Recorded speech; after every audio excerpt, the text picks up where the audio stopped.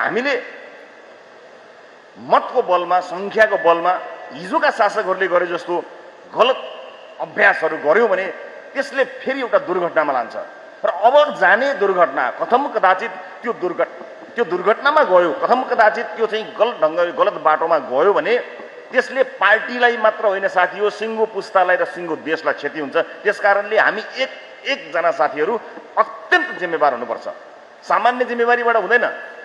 जो कोहीले सोचेको होला कि हामी त घन्टी बजाउँदै आयौँ, जनता अलिकति निराश थिए, पुराना पार्टीबाट हैरान भएका थिए, विकल्प पाए, हामीलाई रोजे, बस भइहाल्यो। हामीलाई जनताले किन रोजे, कुन परिवेशमा रोजे, हामी आउनु पर्ने आयौँ कि आउनु नपर्ने आयौँ, हामी जित्न पर्नेले जित्यौँ, जित्न नपर्नेले जित्यौँ, अब त्यसको गुन्जायस छैन। जित्यौँ, आयौँ, अब जिम्मेवार हुनुपर्छ। हर एक नेता जिम्मेवार हुनुपर्छ, हर एक सांसद जिम्मेवार हुनुपर्छ। र हामी जिम्मेवार भएको कुरा हामीलाई भोट हाल्ने नागरिक मात्र होइन, अन्तर्राष्ट्रिय जगत र सम्पूर्ण नागरिक समाजलाई महसुस हुनुपर्छ कि साँच्चै राष्ट्रपा परिपक्व रहेछ, यो चाहिँ मुलुकको रक्षाका लागि प्रतिबद्ध रहेछ भन्ने कुराको महसुस हुनुपर्ने गरी हामीले काम गर्नुपर्नेछ। प्रश्न उठाउनेहरूमाथि औँला उठाउने होइन, हामीले प्रश्न उठ्न नदिने कसरी हामीले गर्नुपर्ने काम त्यही हो। हामीमा राजनीतिक परिपक्वता छैन भन्दैमा त्यसको भारी यो देशले र इतिहासले बोक्दैन साथी हो। परिपक्व छैनौँ भने सिक्नु पर्यो, जान्नु पर्यो, सकिन्न भने छोड्नु पर्यो मैदान। तर मैदानमा आइसकेपछि देशको इतिहासमा, देशको भविष्यमा खेलवाड गर्ने छुट मलाई या जो कोहीलाई पनि छैन। There is a red line. कसैले पनि त्यो रेड लाइन क्रस गर्न पाउँदैन। आज हामीले यहाँ उभिएर यति भन्न सक्नुपर्छ र सिङ्गो देशलाई म यही मञ्चबाट बताउन चाहन्छु कि राष्ट्रपा प्रतिबद्ध छ।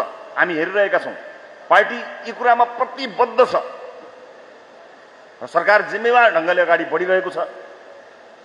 सरकारका क्रियाकलापहरूमा पछिल्लो समय हामीले द्रुत गतिमा काम गर्नुपर्छ भनेर हामीले विभिन्न ठाउँमा भनिरहेका छौँ।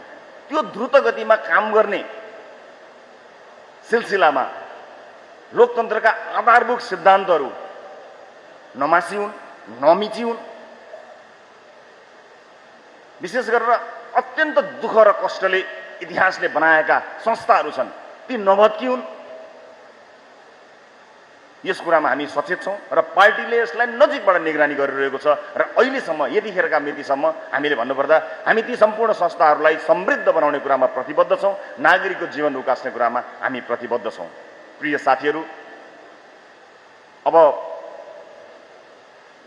विभिन्न पदमा विजयी हुनुभएका साथीहरूलाई शपथ ग्रहण गराउनुपर्नेछ। त्यसका लागि पार्टी कार्यालयमा एक विशेष र भव्य चियापान कार्यक्रम सहित सबै साथीहरूलाई, नयाँ साथीहरूलाई स्वागत गर्नको निमित्त म आतुर छु।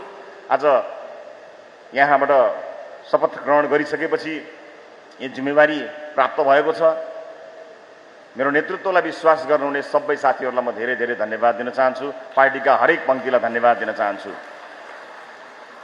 एउटा कुरा निर्वाचनका क्रममा अहिले जे देखियो भने राष्ट्रपाप्रति जुन राष्ट्रपा परिवारको प्रेम छ त्यो बृहत देखियो। पुराना साथीहरूप्रति पनि प्रेम, भर्खरै आएका साथीहरूलाई पनि जिताएर लिएर जानुपर्छ भन्ने कुराको चेत, यही हो बलियो राष्ट्रपाको सङ्केत साथी हो।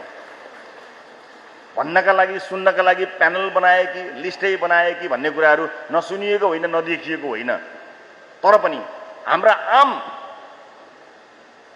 पार्टी सदस्य मतदाताहरूले विवेक प्रयोग गरे र उनीहरूले कुनै ब्यानल या गुट होइन भन्ने या बनाउनेहरूले बनाए होलान्, बनाएनन् होलान्, त्यो पछि अध्ययनको विषय बन्ला। यसलाई हामी समीक्षा गरौँला, हेरौँला, अध्ययन गरौँला।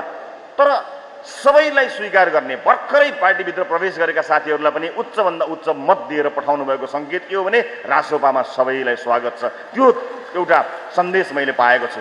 पुराना योगदान दिएका साथीहरूलाई होइन छुटाउनु हुँदैन होला भनेर कतैले त बल्ल बल्ल जित्नु भएको छ।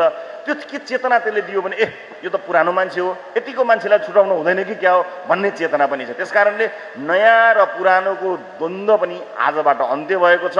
यो गुट र त्यो गुटको कुरा पनि अन्त्य भएको छ। अंशहरू केही बाँकी रहेछन् भने यसलाई यहीँ दफन गरेर जाउँ। कहीँ कतै वैमनस्यता बाँकी रहेछ भने, लड्ने क्रममा, प्रतिस्पर्धा गर्ने क्रममा एकअर्काप्रति कहीँ पनि वैरभाव सृजना भएको रहेछ भने यसले यही अन्त्य पाओ।